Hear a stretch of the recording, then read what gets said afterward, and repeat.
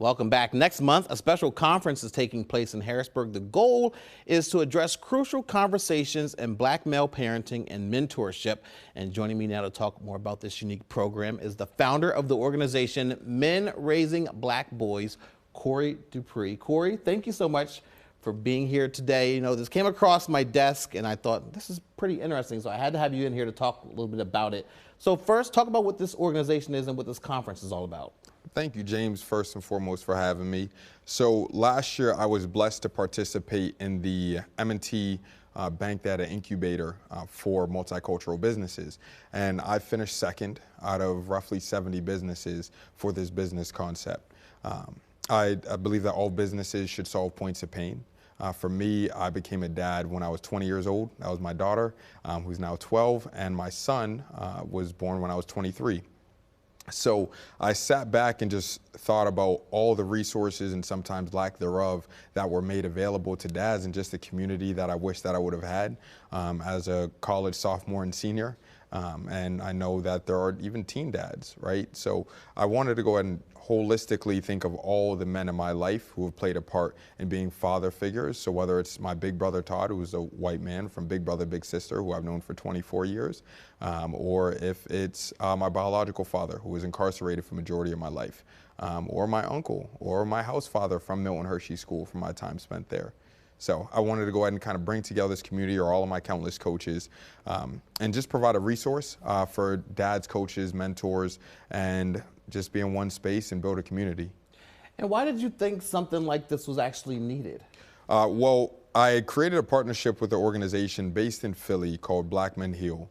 And they're a nonprofit that provides free mental health therapy services to Black and brown men and boys.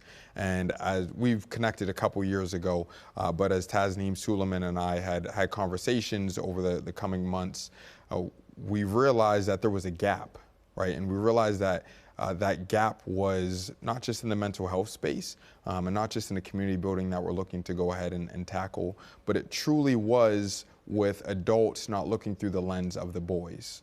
Right. So making sure that we're in a space to kind of break down some of our own personal biases, our own personal traumas, and realize that as men, we don't have all the answers. But a lot of times it's expected that we do have those answers. And this is just a safe space where we could sit down and just have open conversation and dialogue, do workshops, panels, luncheon, and open conversations. I think something that you mentioned there, these open conversations, I think it's important, especially when you're talking about boys in particular. Yes. Is that the reason why this is geared towards them? Exactly, yes. So, and my daughter looked at me and said, well, what about me, right? So, and I said, well, relax. But when it comes to boys, there's the misconception that, especially I think right now I serve as essentially a substitute for students who have emotional or need emotional or behavioral supports. And the boys have all the energy, right? And we're quick to diagnose them with ADHD. We're quick to go ahead and say they're not able to go ahead and kind of be together. When in reality, they just learn different, right?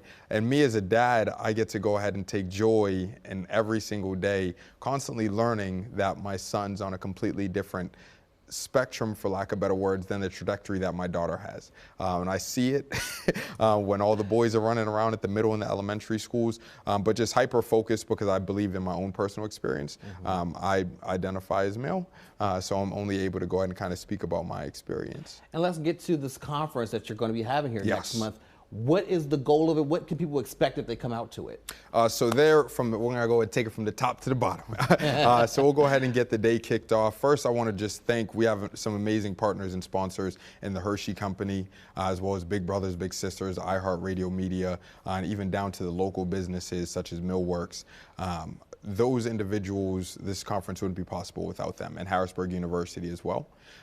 But what you can expect upon arrival, we're going to have a panel which will include 3 former NFL athletes, including local legends like Jawan Chisholm and Jordan Hill.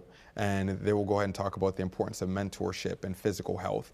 And then not only that, we have those individuals. We have people coming from out of state. We have the Washington, D.C. Teacher of the Year talking about the importance of Black males inside of education. After that takes place, we'll go ahead and break down into different workshops. Those workshops will be about an hour long. where individuals will go ahead and learn anything from mediation practices, from social father concepts, my favorite one is going to be one that I'll be leading, a little bit of bias, but where we talk about ACEs, so adverse childhood experiences. So what are ones that you have had, and doing that through Legos and Jenga. So there's going to be tons of different opportunities to go ahead and expand your horizons. And just make sure that you're breaking those things or bringing those things home, that they're not just staying here. And the mission is for everybody who signs up, you should be coming with somebody else, right? If we're looking to go ahead and build this community, that's how you go ahead and build a community. You bring your brother. Excellent. Let's put the information on the screen one more time about this conference. It is coming up next month, Saturday, May 18th at Harrisburg University, 8:30 to 5. And right there's a website on the screen there to get ticket information. And tickets are on sale until when? Yeah, so tickets are going to be on sale until May 11th. So layersofblackhistory.com. And if there are any businesses or organizations that are looking for donations or sponsors, they can gladly reach out to me as well. Excellent. Corey Dupree, thank you so much for being with us this afternoon. I really appreciate your time. Now, I appreciate you, James. Thank you. Good luck with the conference.